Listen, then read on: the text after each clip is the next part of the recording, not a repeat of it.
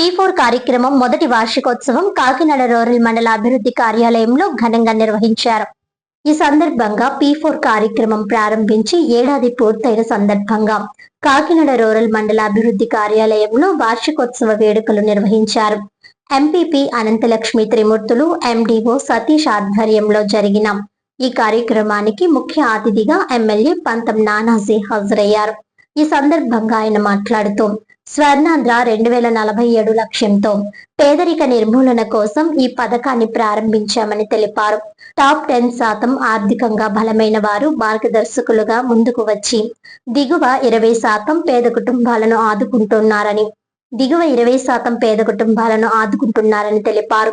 నియోజకవర్గంలో 12,348 కుటుంబాలను గుర్తించి 2,788 మంది మార్గదర్శకులు నమోదు కాగా ఇప్పటికే 7,518 కుటుంబాలకు సహాయం అందుతున్నట్లు తెలిపారు.